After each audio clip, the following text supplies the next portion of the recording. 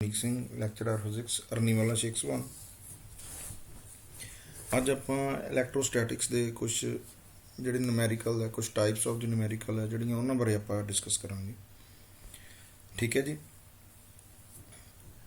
Video ਨੂੰ ਸ਼ੁਰੂ ਕਰਨ ਤੋਂ ਪਹਿਲਾਂ ਇਸ ਵੀਡੀਓ ਨੂੰ ਵੱਧ ਤੋਂ ਵੱਧ ਸ਼ੇਅਰ ਕੀਤਾ ਜਾਵੇ, ਲਾਈਕ ਕੀਤਾ ਜਾਵੇ, ਸਬਸਕ੍ਰਾਈਬ ਕੀਤਾ ਜਾਵੇ ਤਾਂ ਕਿ ਵੱਧ ਤੋਂ ਵੱਧ ਵੀਡੀਓਜ਼ ਜਿਹੜੀਆਂ ਬਣਾਈਆਂ ਜਾ ਸਕਣ। ਠੀਕ ਹੈ ਜੀ। ਲਓ ਆਪਾਂ ਪਹਿਲਾ ਨੂਮੈਰੀਕਲ ਦੇਖਦੇ ਹਾਂ। देखो पहला न्यूमेरिकल की है, विच इज़ बिगर, केड़ा वड्डा है, अ कूलम ऑफ चार्ज और ए चार्ज ऑन इलैक्ट्रॉन। आप ये चेक करना है भी दोवां चों वड्डा केड़ा है, कूलम वड्डा है कि चार्ज ऑन इलैक्ट्रॉन वड्डा है। ठीक है जी। सानूं पता है चार्ज ऑन इलैक्ट्रॉन कितना हुंदा जी, 1.6 × 10⁻⁻19 कूलम नैगेटिव दे विच हुंदा क्योंकि इलैक्ट्रॉन है। हुण असीं चैक करना है भी एक कूलम दे विच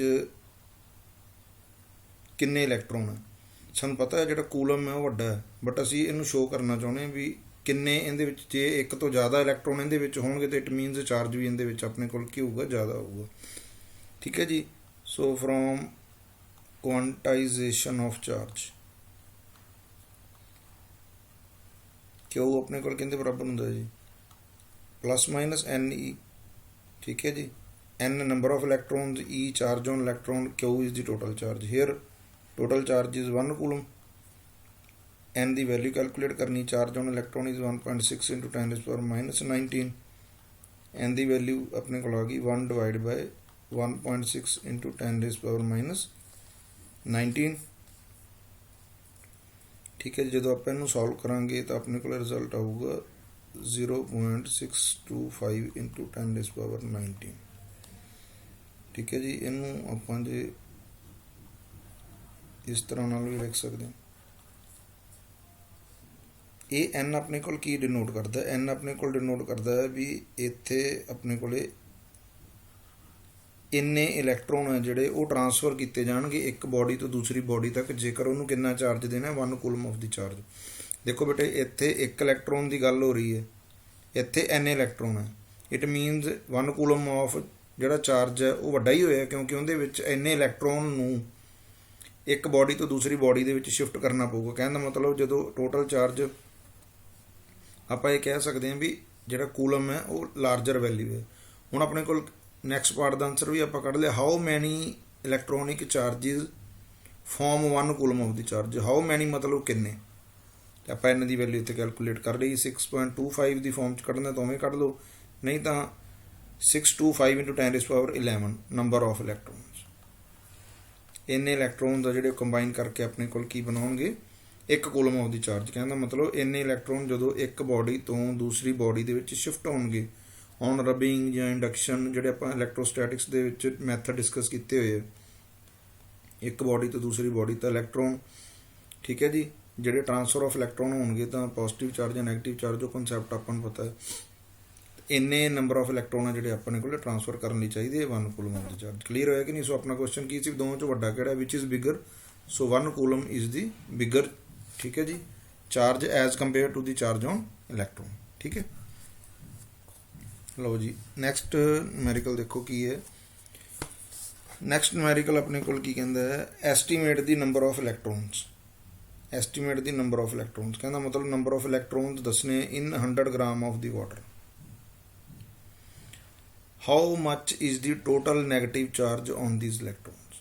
ठीक है जी। कहना मतलब साडा मकसद की है भी 100 ग्राम वाटर दे विच, वाटर का अपने को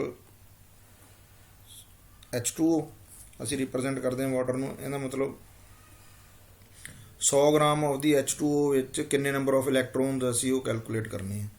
ठीक है जी। ये वास्ते अपने को मैथड की है, पहला टोटल नंबर ऑफ मॉलीक्यूल्स पता किए जाएंगे, फिर एक मॉलीक्यूल दे विच किन्ने इलैक्ट्रॉन उहदे नाल मल्टीप्लाई किया जाऊगा। कहने का मतलब इत्थे की कॉन्सैप्ट की है,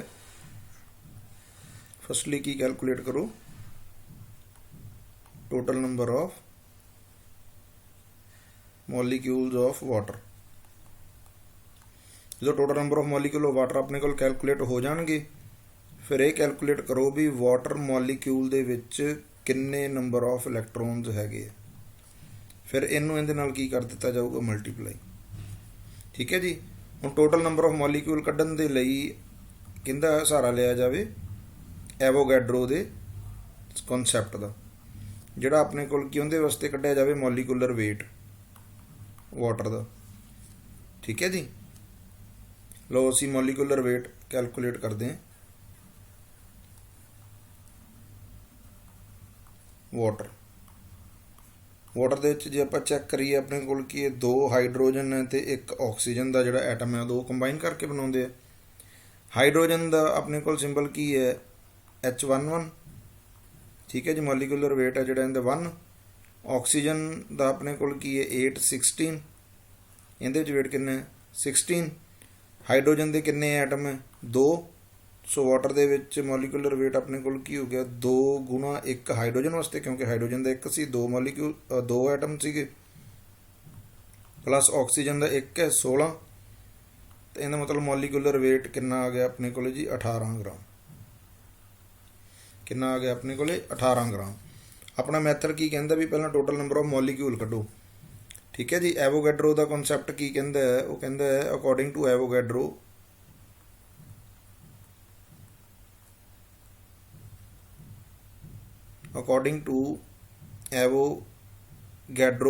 concept 18 gram of the water ਹੈ ਜਿਹੜਾ ਕੰਟੇਨਸ ਕਿੰਨੇ ਮੋਲੀਕੂਲ ਹੋਣਗੇ ਇਹਦੇ ਵਿੱਚ,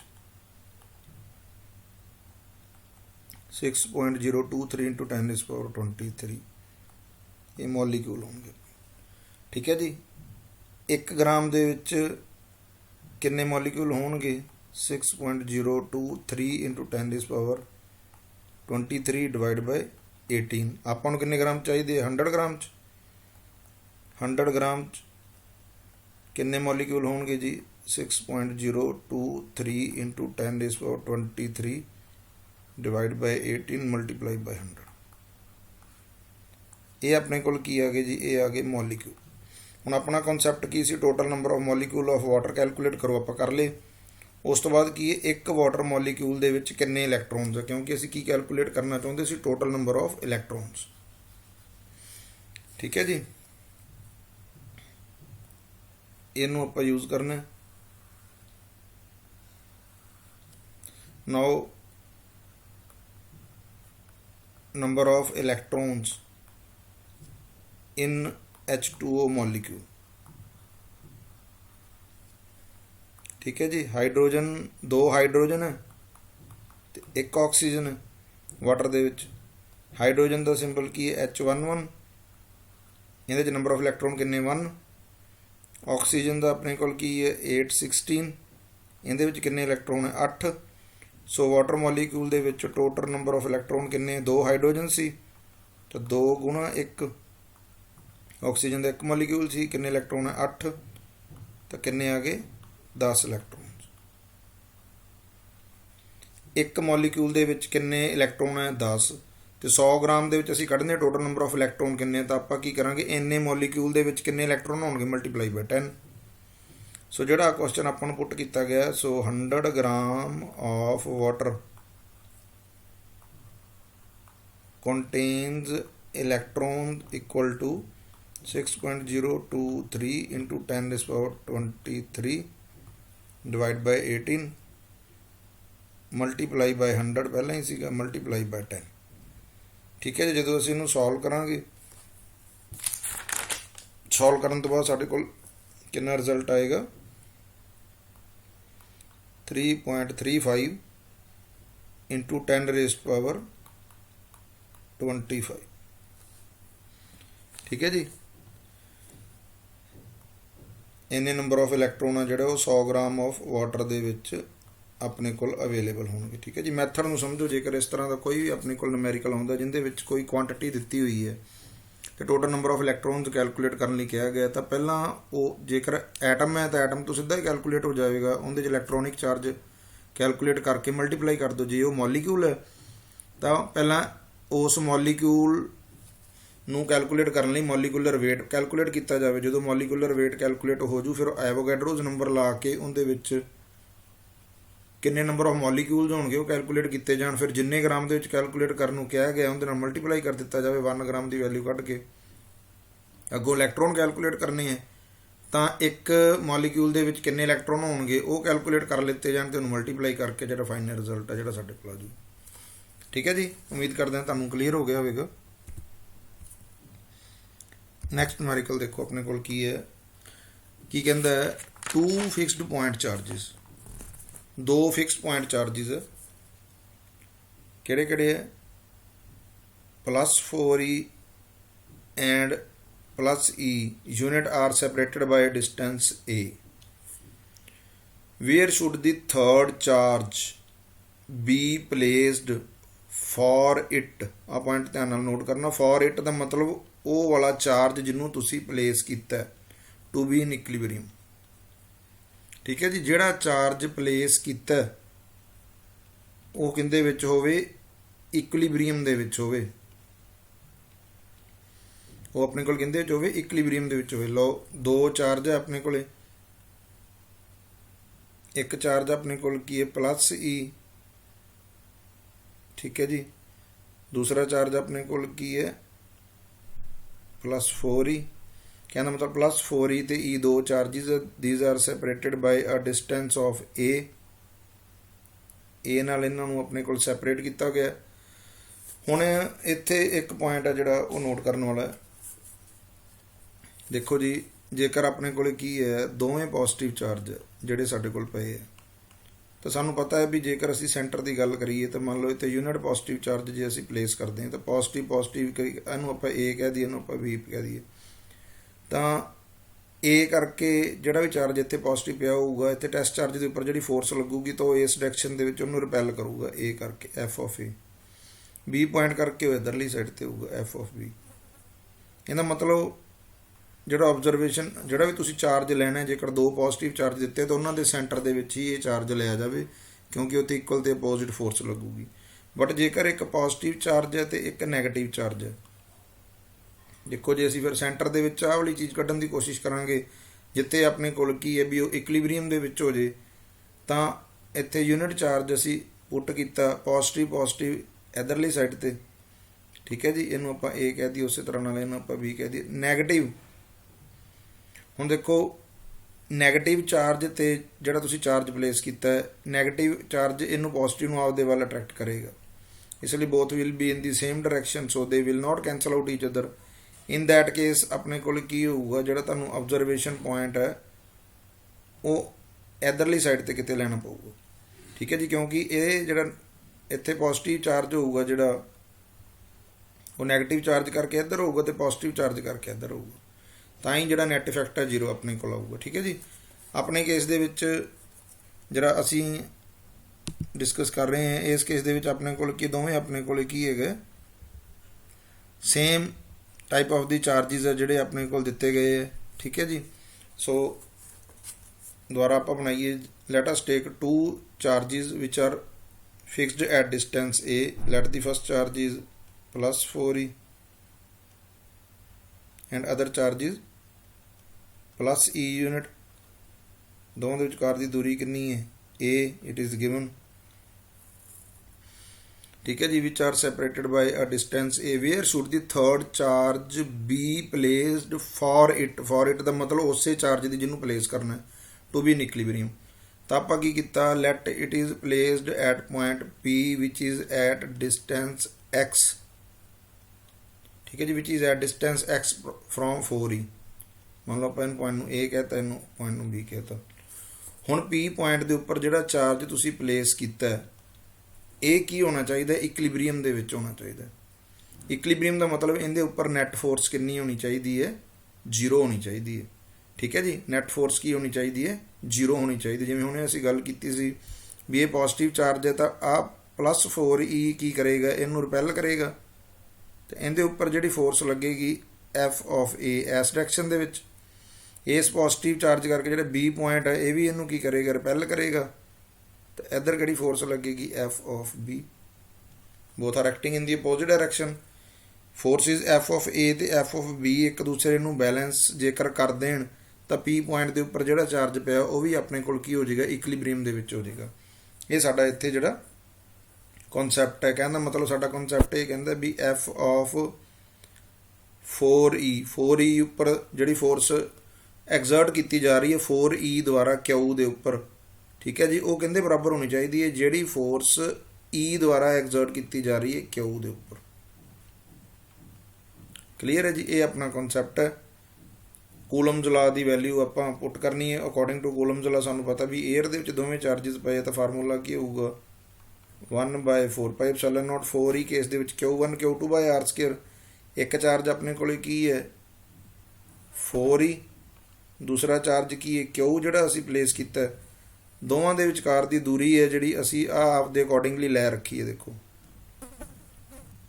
ਅਸੀਂ ਕਿਹਾ let it is at distance x from 4E, ਕਹਿੰਦਾ ਮਤਲਬ ਇੱਥੇ ਆਪਣੇ ਕੋਲ ਕੀ ਹੋ ਗਿਆ x ਦਾ ਸਕੁਅਰ, ਠੀਕ ਹੈ ਜੀ। ਸਿਮਿਲਰਲੀ ਹੁਣ ਜੇ ਅਸੀਂ f ਆਫ E ਤੇ Q ਦੇ ਵਿਚਕਾਰ ਜੇਕਰ ਫੋਰਸ ਕੈਲਕੂਲੇਟ ਕਰਦੇ ਹਾਂ, ਠੀਕ ਹੈ ਜੀ, ਆ ਸਾਰਾ ਡਿਸਟੈਂਸ a ਹੈ ਤੇ ਵਿੱਚੋਂ ਜੇਕਰ ਇੰਨਾ ਡਿਸਟੈਂਸ ਅਸੀਂ x ਕੱਟ ਦਿੱਤਾ ਤਾਂ ਬਾਕੀ ਆ ਡਿਸਟੈਂਸ ਕਿੰਨਾ ਰਹਿ ਗਿਆ, a ਵੱਡਾ ਹੈ a ਮਾਈਨਸ x, ਕਿੰਨਾ ਰਹਿ ਗਿਆ ਆਪਣੇ ਕੋਲ a ਮਾਈਨਸ x। ਸੋ ਅਸੀਂ ਫਿਰ ਫਾਰਮੂਲਾ ਲਗਾਇਆ 1/4πε0, ਚਾਰਜ ਕਿੰਨਾ ਆਪਣੇ ਕੋਲੇ q, ਠੀਕ ਹੈ ਜੀ, e ਡਿਵਾਈਡ ਬਾਈ ਡਿਸਟੈਂਸ ਕਿੰਨਾ a minus x the square.